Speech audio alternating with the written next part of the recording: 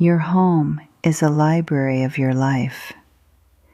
Each spine on the shelf is a testament to a curiosity, a passion, a career, a moment in time when you thought, I will get to this someday. But what happens when the library becomes so full of the past that there's no room left for the present? It begins quietly. A book you meant to read for a class you never took. A magazine saved for a single recipe you never made. A novel from a friend you haven't seen in a decade. Slowly, imperceptibly, the weight of these intentions accumulates. The dust settles not just on the covers, but on the very air in the room. You reach for a book, wipe the cover clean, and place it back with a sigh, not of nostalgia, but of a quiet, unnameable exhaustion. It's the moment you realize your sanctuary feels heavier than it feels like home. It has become a museum of a life already lived, and you are merely its tired curator. This weight you feel isn't just physical. It's the anchor of 1,000 postponed decisions. Every unread book is a conversation you didn't have, a skill you didn't learn, a journey you didn't take. They are the ghosts of past intentions, and their silent presence creates a low-grade, constant hum of guilt and overwhelm. This is more than just clutter. It is a quiet threat to your independence, making your home mentally harder to live in peacefully and physically more difficult to manage safely. The fear is that this accumulation will reach a tipping point where decisions are no longer yours to make. But there is a way to dismantle this weight, to reclaim your space and your future. In this video, you will learn a precise 12-point system to do just that. This isn't about throwing away memories. It's about making space for the life you want to live now. And one of these 12 quiet accumulators is disguised as wisdom, but it's the most powerful anchor holding you in the past. We'll reveal it at number 7. The battle isn't with the books. It's the silent, internal negotiation you have with yourself every time you look at them. It's the conflict between the person you once were, the student, the professional, the parent with young children, and the person you are today. Each book is a vote for a past identity. To let it go feels like admitting that chapter is truly over, and that can feel like a small death. This is why you feel a pang of guilt when you consider parting with a textbook from a career you've retired from. It's not about the information on the pages, but the validation of the effort and time you invested. This guilt is a powerful paralytic. It keeps you stuck, surrounded by physical proof of a life well lived, yet trapped by the fear that letting any of it go will erase the evidence. You are publicly composed, the capable matriarch of your life, but privately, you are drowning in decisions you can't bring yourself to make, and the tide is slowly rising. Your home, once a source of pride, has become a mirror reflecting 1,000 postponed choices. The stacks of magazines with flagged articles are stacks of deferred curiosity. The novels you were going to read are conversations you were going to have with yourself. Over time, this physical accumulation becomes an emotional one. The clutter starts to feel less like a collection of objects and more like a collection of personal failings. You begin to question your own capability. The thought, "I should be able to handle this," is a constant, quiet whisper in the back of your mind. It's a whisper that breeds a specific kind of fear, the fear of being found out. You worry that if you ask for help, or if someone sees the true extent of the overwhelm, they won't see a person who has lived a full life, but a person who is beginning to lose control. And for someone who has spent a lifetime building a fortress of independence, that is an unthinkable crack in the foundation. This is the secret at the heart of the matter. The fear is not about the books. It's not even about the clutter. It is the deep, primal fear of losing your autonomy. You see the path ahead. The piles become higher, the pathways narrower, until one day a stumble or a fall makes the decision for you. You envision your adult children arriving, their faces etched with concern, their love manifesting as an intervention. They will see the stacks not as your history, but as a hazard. They will see your treasured library not as a sanctuary, but as a problem to be managed. And in their well-meaning efforts to help, they will begin making decisions for you. They will start to dismantle your life's collection, and with it, your role as the sole curator of your own world. This is the quiet threat that keeps you frozen. The fight for a clear home is not about housekeeping. It is a fight to protect your independence and ensure you are the one who writes the next chapter. The turning point rarely announces itself with a thunderclap. More often, it is a quiet, piercing moment of clarity.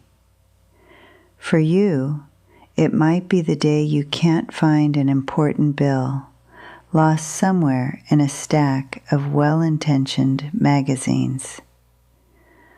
Or perhaps it comes as you watch a sunbeam illuminate a thick layer of dust on a pile of books you promised yourself you'd read one day, and you realize that one day has come and gone again and again.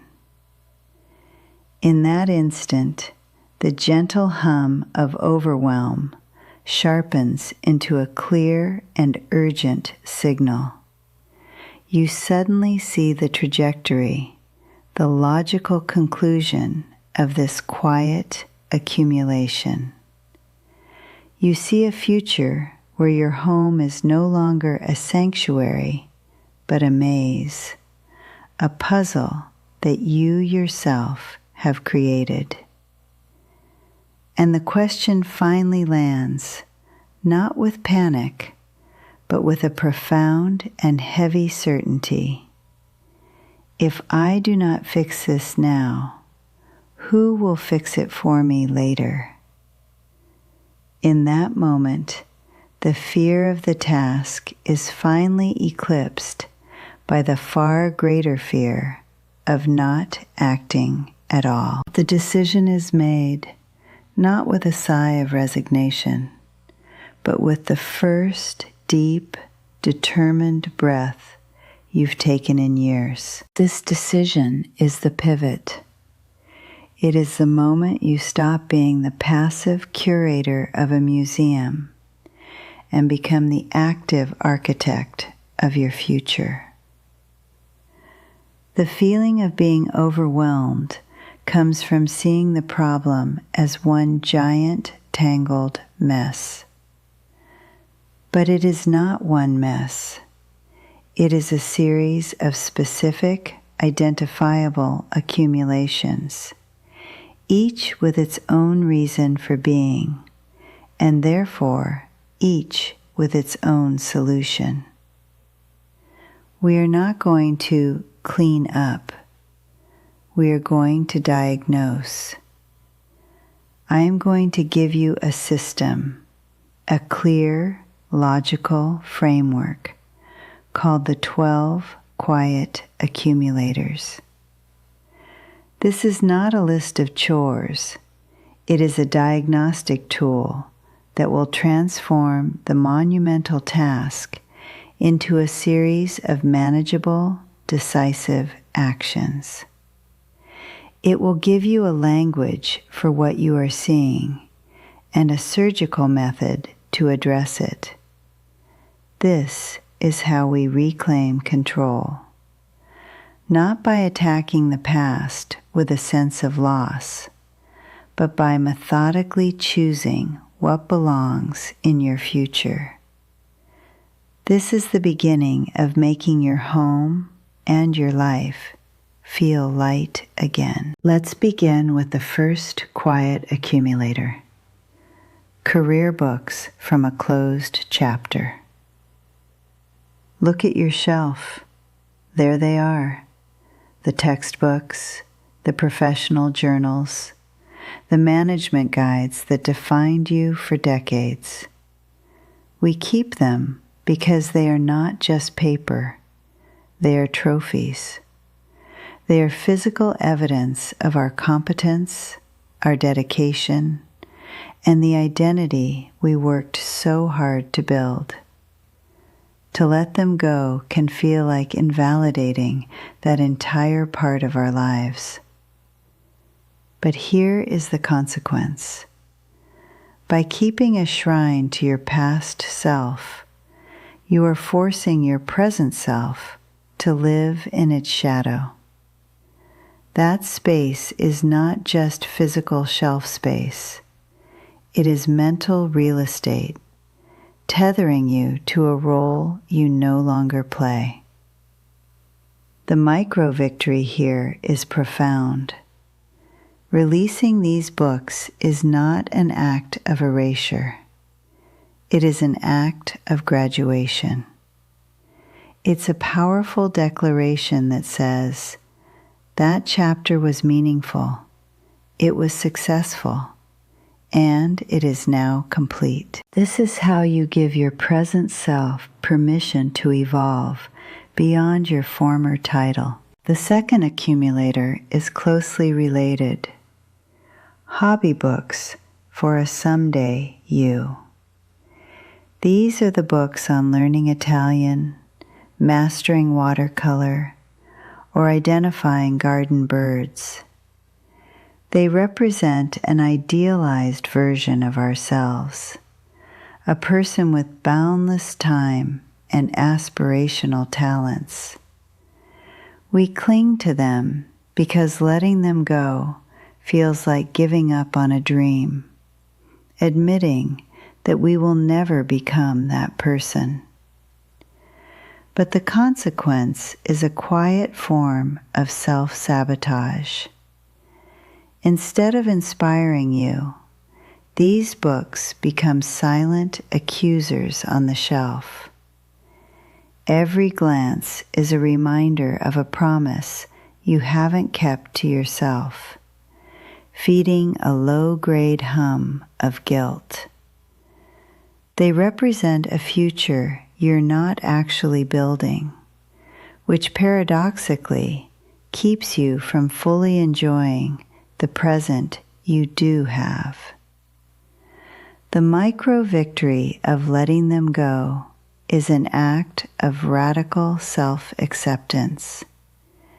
It's an honest acknowledgement of your true priorities and passions now, not 10 years ago. You are the architect, standing in a space you have intentionally prepared, feeling the quiet, unshakable confidence of someone who has taken back control of their own story. This newfound clarity is the true foundation of your independence.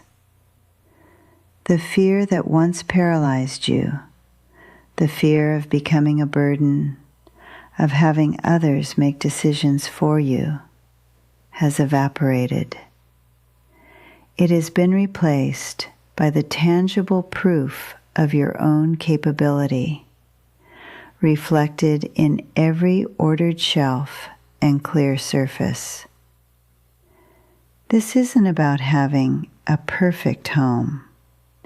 It is about having a home that works for you, a home that supports your autonomy instead of undermining it. Your space is no longer a maze of hazards or a storage unit of past identities. It has become a launch pad.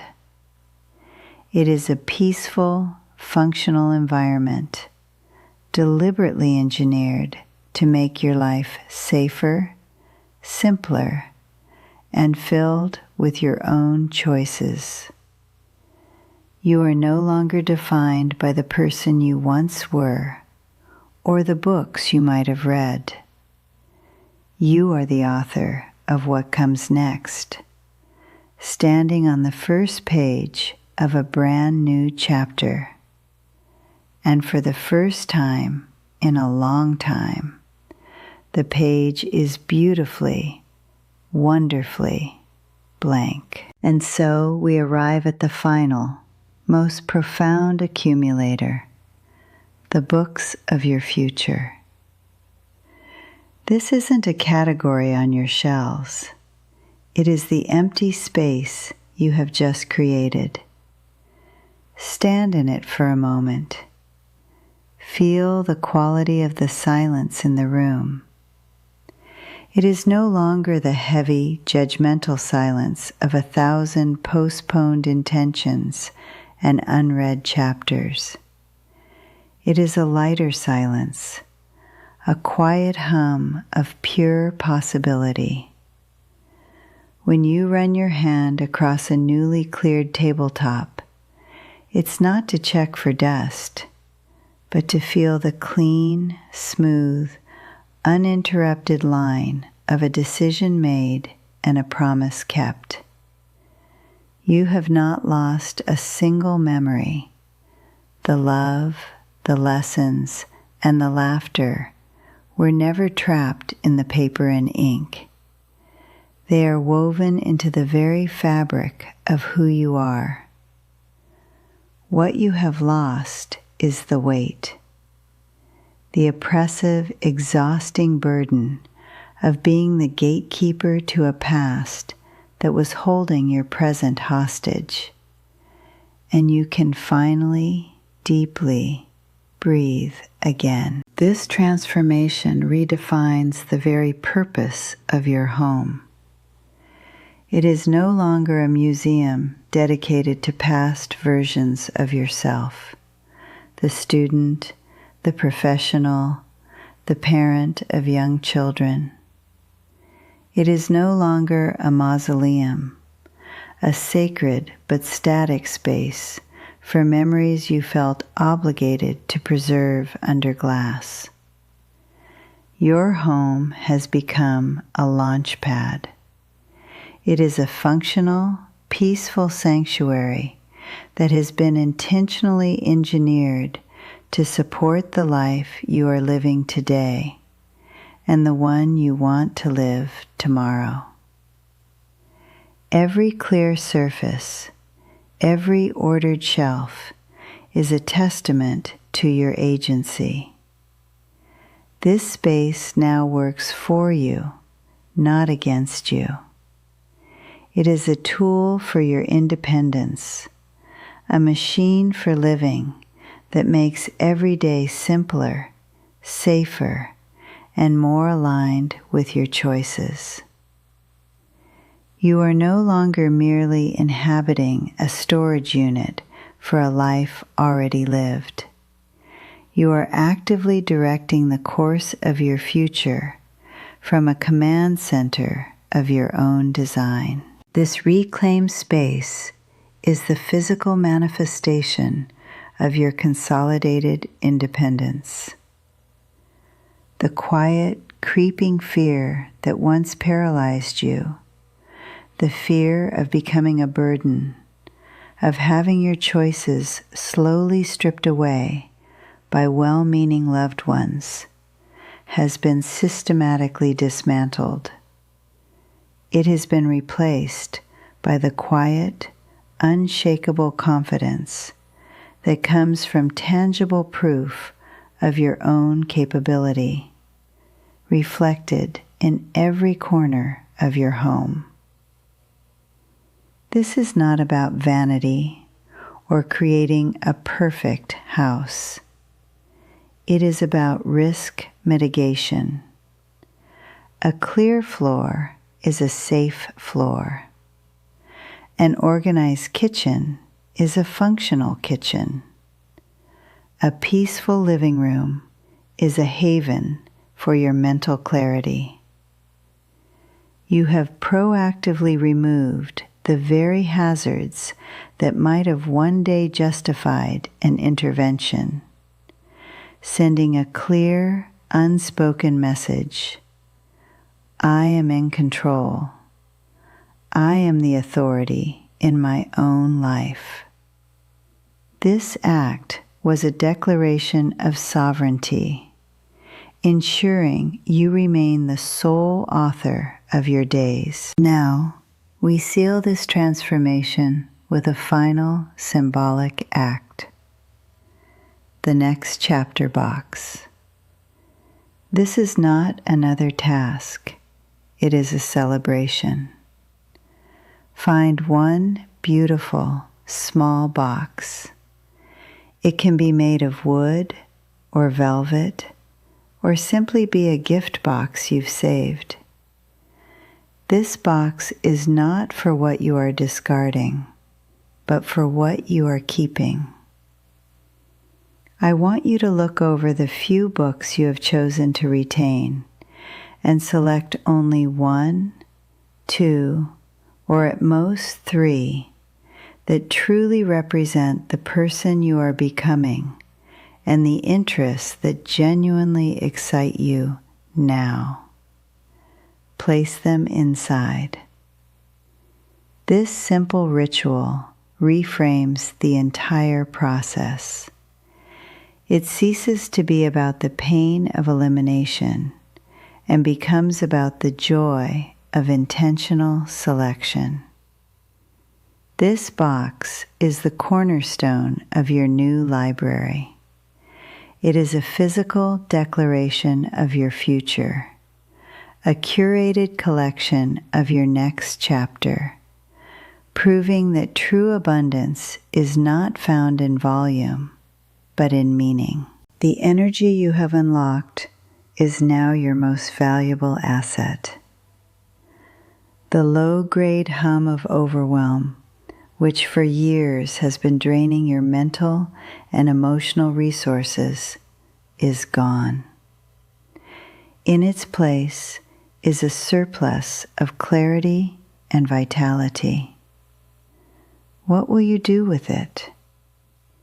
This is where the true adventure begins. Perhaps that empty corner in the living room, once crowded with magazines from 2005, is now the perfect spot for a comfortable chair and a reading lamp, where you can enjoy one of the few precious books you chose for your next chapter box. Maybe the clear dining table invites you to host a friend for lunch, without the familiar pang of anxiety about the state of your home. The goal was never just to have a tidy house. The goal was to liberate the time, the space, and the emotional energy required to pursue the life you authentically desire, unburdened by the ghosts of postponed dreams. Consider for a moment the concept of legacy. Before, the future of your collections might have been a source of quiet worry. What will the children do with all of this? Is a question heavy with the implication of burden. By making these intentional decisions now, you have transformed that legacy. You are not leaving behind a monumental project, a house full of overwhelming sorting tasks that would obscure your memory in a cloud of stress and obligation. Instead, you are leaving behind a legacy of clarity.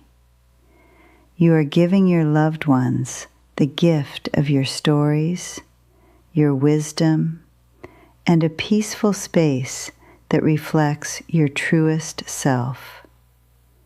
This is a profound and final act of care, an expression of love that spares your family a difficult and emotionally fraught task. It ensures that when they think of you and your home, the feeling is one of peace and admiration, not one of unresolved duty. You are now standing on the first page of a new book, one that you alone will write. The past, with all its richness and complexity, has been honored. It has been integrated into who you are, but it no longer dictates the space you inhabit or the choices you make.